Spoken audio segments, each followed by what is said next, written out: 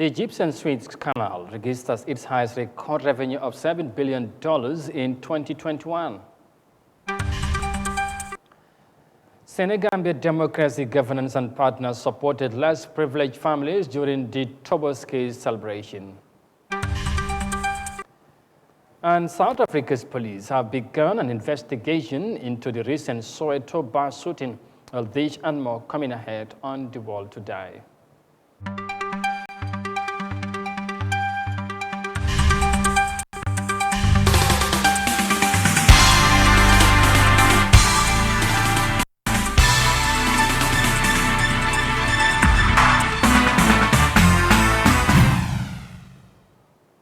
Hello, this is Eyeafrica TV and you are watching The World Today News Bulletin live from our studios in Banjul.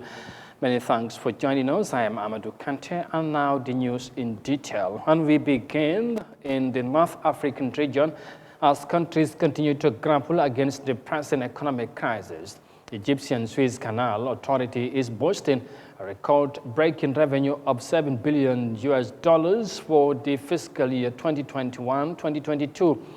Up 20.7% from a year earlier. Now, this significant revenue growth, according to officials, is due to the sudden increase in petrol prices and the increasing number of cargoes shipped through the canal in the fiscal year. Cognizance of the Suez Canal to the global trading system, authorities of the North African nations are working on plans to upgrade its passageway to enhance revenue generation. Here's more details of that in this report. The head of the Suez Canal Authority says the unprecedented revenues are owed to an increase of shipments crossing the waterway as international trade recovers from the lockdowns of the coronavirus pandemic. There are two reasons. First is the hike in petroleum prices. When oil price exceeds $60, it becomes more feasible for ships to pass through the Suez Canal compared to other longer routes like Cape of Good Hope. Oil prices are now above $100, which attracts ships to the Suez Canal. Generally, the Suez Canal is the cheapest international waterway. If we compare with Panama Canal, for instance, the 12-container ship pays double the fees in Panama Canal than in Suez Canal. Also, Suez Canal Authority provides incentives and discounts for different types of vessels, as well as discounts for regular clients. The revenue of $7 billion, the highest in its 135-year history, makes Suez Canal a top earner worldwide, compared to the strategic Panama Canal at $3.9 billion in 2021. The Suez Canal is a major source of hard currency for the North African country, and it has become more important as it supports the central bank's foreign currency reserves, which has been dwindling since the outbreak of the coronavirus pandemic and the conflict in Ukraine. That's why officials have been launching several projects worth over $4 billion to upgrade the passageway to create even more revenue. Egypt widened the Suez Canal a few years back to attract bigger vessels, reduce waiting period, and cut the time for crossing the canal. After the grounding of the Ever Given, the southern side of the Suez Canal is being widened to dual lane to avoid any more chokes. There are also services provided like fueling, bunkering, maintenance and repairs for passing ships, and developing the mechanism to speed up the process of passing the canal to save time for all vessels. Up to 12% of international maritime trade goes through the Suez Canal, but officials here are ambitious. They predict the new projects will double the number of passing ships to 100 per day and increase revenue by about 260% in the next 2 years.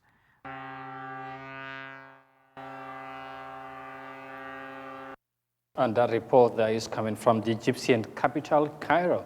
Coming back home, Senegambia Democracy Governance, in collaboration with Emirate Red Crescent, donated 16 cows to the needy in the Sancha Basule job during the recent Tabaski celebration. The charity is aimed at helping the needy Muslims who do not have much money to buy rams for Eid al-Adha sacrifices. Amadou Sise is the Secretary of the Senegambia Democracy Governance. As we are saying in both Mandinka and Arabic, is Senegambia democracy is here to implement a project from United Arab Emirates Red Crescent. As we did last year, some videos are in viral. We got this from our donors, and last year we focused on West Coast KMC, and this year we are focusing on West Coast region to make sure that people, more especially Muslims, during this Eve, they benefited well from the goodwill people in the United Arab Emirates. Here with me is Imam Suwane and Imam Choi. These are the two main senior imams in this village. Sanchaba Sulejob and Sane Mentere in general are going to benefit from today's slaughtering. We are going to slaughter 7 bulls today, 7 cows today, and then tomorrow we're going to call other consequences around Sanamentering who will come to and benefit from this good gesture from United Arab Emirates Red Crescent. We say thank you, United Arab Emirates. Thank you to Sheikh Muhammad bin Zaid bin Al-Nahyan, and thank you to the United Arab Emirates in general. We pray may Allah Tabaraka wa Ta'ala continue to safeguard your country, and may Allah Tabaraka wa Ta'ala reward all those who participated or those who contributed one way or the other to make sure this project is implemented. Thank you all. That was Amadou Cisse, the Secretary of the Senegambia Democracy Governance, and he was speaking there during, of course, distribution of cows or meat to the needy during the feast of the Tabaski celebration. Now, moving on, the recent prison break in Nigeria's capital Abuja has triggered dissenting reactions among citizens, leaving many worried about their safety. Now, the country's president, Muhammadu Buhari, has since summoned his security chiefs in the aftermath of the prison's attack and the rising deadly incidents in the capital. Now, while more than 800 inmates are unaccounted for, experts blame the government for the growing insecurity. Let's have more details of that in this report. Abuja, Nigeria's central capital, is the seat of the country's central government. But the city has come under the spotlight with hundreds of inmates now at large following a recent prison break. Boko Haram claimed responsibility for the attack on the Medium Correctional Facility, an incident that has left residents unsettled and afraid for their lives. I see this as a pointer to a lot of dangerous things to happen. I just feel they are just testing the waters gradually. Nobody knows what will happen tomorrow. They succeeded. Like it was 100% success for them. I feel uneasy. I feel unsafe. In fact, when the news broke, it sounded like a script from a movie. We feel so unsafe. Who knows where they will hit next? There's been a spate of attacks in the last 2 weeks, including the president's convoy in Katsina and a mining site in north-central Niger State, where scores were killed, including security personnel. That's why President Muhammadu Buhari summoned his security chiefs to this emergency meeting. The service chiefs have been given very clear directives to ensure that adequate measures are taken, not only to investigate what happened, but also to take steps to forestall the occurrence of such instances. More than 400 inmates are still on the run, including some 64 Boko Haram suspects. Experts say government has not done enough to secure the lives and property of its citizens. At the heart of this is bad governance, really, because bad governance breeds corruption, and corruption breeds poverty, and poverty breeds, makes throw people up for any kind of thing, kind of lifestyle. There's also the fact that even among the personnel of these security agencies, there's low morale because there's not much welfare, there's not much motivation, there's not much, support from the system.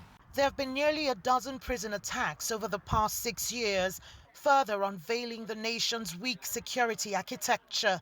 Government says it has launched an investigation into the attacks and has mounted security checks, particularly at the border posts. Experts say current efforts would be futile if government fails to address issues of corruption, build a more cohesive security system, and address the security personnel challenges. The growing insecurity in Nigeria's capital Abuja left citizens worried about their safety.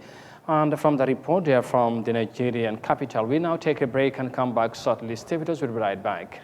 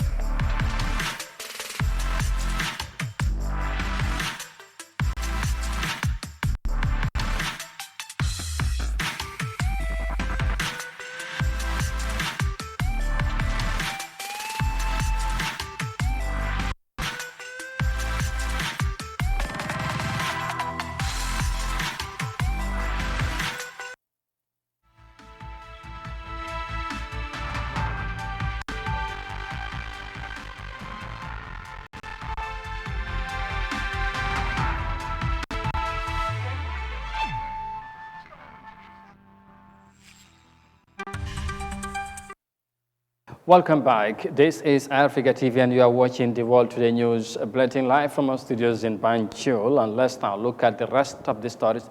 Now, investigations have begun into the recent bus shooting in Soweto, South Africa, which led to the killing of at least 15 people. Now, preliminary reports reveal that at least 2 types of guns were used during the attack as authorities continue operations into their findings. Here's more details of that in this report. Initial reports suggest that at least 2 types of weapons were used in the Nomzamo attack: high-powered AK-47 assault rifles and 9mm handguns. There were about plus 130 empty cartridges of AK-47, which means those people that were there were really meant business of killing. AK at any given time, you put 30 bullets on it, which means time and again they would reload that AK. According to eyewitnesses, a minibus pulled up outside the tavern and 5 people climbed out. Again, the suspicion is that there were about 3 of those rifles that were among those 5 people that were identified there. But also there were cartridges of pistols, of small guns. The Crime Intelligence Division is part of the integrated investigating team, but it's been suggested that it failed in this incident. Intelligence is hard at work here in the province. All our operations are intelligence-led. It doesn't mean that if they've missed that one, intelligence doesn't exist. It does exist, it does feed us with information. This is the only external evidence of what's happened behind these closed doors, where 15 people were killed a couple of days ago. The police are doing their work now, and hopefully they'll make some arrests quite soon. And from that unfortunate report there from South Africa, let's end this news edition in the central part of the continent now, because Democratic Republic of Congo's capital, Kinshasa, is projected to become the most populated city in Africa by 2030, according to the World Bank.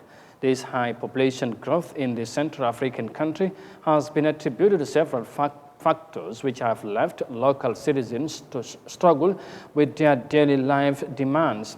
Now, the country's development has been also retarded by its long-standing political instability and disease outbreak, among others, whilst Kinshasa's population continued to increase. Here's more details of that in this report. Crowded suburbs like this one are common in the DRC capital, Kinshasa. The city has an estimated population of 15 million people. It's grappling with the challenges of a growing population that hasn't been met with the rising demand for housing, healthcare, and other social services. L'urbanisation n'ayant pas été très contrôlée à un moment donné. Our urbanization campaign has not been well controlled. Areas like Katendano, for example, have lots of land where people have built houses without following the city rules, and so they keep experiencing frequent flooding. It's the same situation in several other areas. According to the World Bank, Kinshasa is poised to become the most populous city in Africa by 2030. Life is a daily struggle for many of the locals. Nancy Jammeh is a mother of 2 who is out of work. She relies on her husband who has no steady job. We are very many in our country, but there are few jobs. Feeding and educating our children is so difficult. Social conditions like housing are poor, and it's been made worse by some landlords who demand 10 months' rent up front. The Congo has become a very difficult place to live in. Accommodation, water and electricity is expensive in Kinshasa. Our leaders should help us improve our economic conditions. The United Nations Population Fund says the world's population will reach 8 billion this year. Some experts have attributed that increase to advances in medical care and the improvement in global life expectancy. However, in many developing countries like the DRC, women are still dying during childbirth and many lives have been lost to preventable diseases. The DRC continues to experience a long-standing humanitarian crisis caused by political instability, disease outbreaks, and armed conflict in the country's east. That made it difficult for the government to provide services to its large population and slowed development. You are watching the World Today News Bulletin on Eyeafrica TV, and from the report in DRC, we eventually bring this news edition to an end. But for more details on this and other stories, as always, as ever, you can visit on our website on Eyeafrica.tv. But for now, many thanks for the pleasure of your company. Thanks for watching, and bye for now.